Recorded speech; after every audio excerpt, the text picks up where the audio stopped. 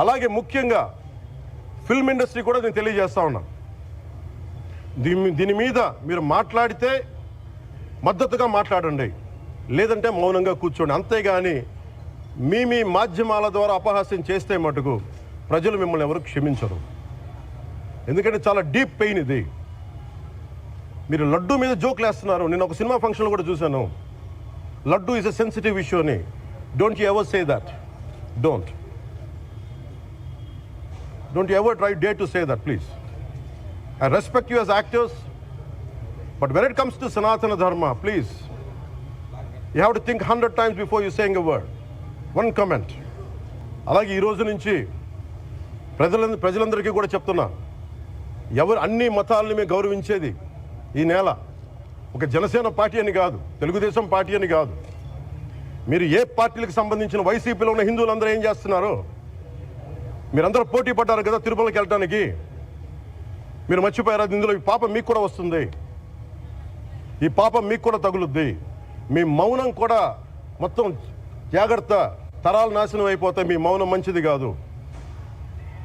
ఇది ఒక వెంకటేశ్వరుడికి జరిగింది కాదు, భగవంతుడికి, నిరాకారుడు, ఆయనకి ఇవేం పట్టవు.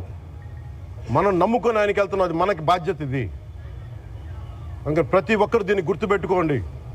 చేతులెత్తి వేడుకుంటున్నాను.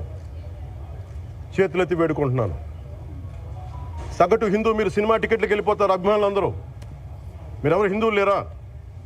సినిమా టికెట్ల కోసం చించుకుంటారు. సినిమాని మీరు కూర్చోడానికి మీరు మొత్తం మాట్లాడతారు. అందరిని అడుగుతున్నా, మొత్తం భారతదేశపు యావత్తు ఉన్న సినిమా అభిమానులను అడుగుతున్నా, మీరు అందరూ హిందువులే కదా? అత్యధికులు హిందువులే కదా? మీకు బాధ్యత లేదా? మీకు మీ సినిమా హీరోలు, నేను కూడా హీరోనే. నన్ను మించి దేశాన్ని చూడమని, సనాతన ధర్మాన్ని చూడమంటున్నా. మీ కన్వీనియంట్గా కూర్చోబెట్టి హీరోలు ఎత్తడం కాదు, నన్ను ఎత్తడం కాదు. ధర్మం విఘాతం కలిగినప్పుడు ధర్మానికి మీరు మాట్లాడటం మీ బాధ్యత. నా తరం మేము కష్టపడుతున్నాం, ముందుకు వచ్చాం. ఎవరి కోసం పడుతున్నాం ఈ కష్టాలు? మాకు సరదా కాదు. ప్రతి ఒక్కరి ఇష్టానికి వచ్చి మాట్లాడుతూ ఉంటే బాధ కలుగుద్ది. అయ్యప్ప స్వామి దీక్ష చేసే వాళ్ళ మీద ఎంత ఇష్టారాజ్యంగా మాట్లాడతారు. ఇదే మీరు ఎవరన్నా సరే ఇస్లాం మీద మీరు గొంతు ఎత్తగలరా?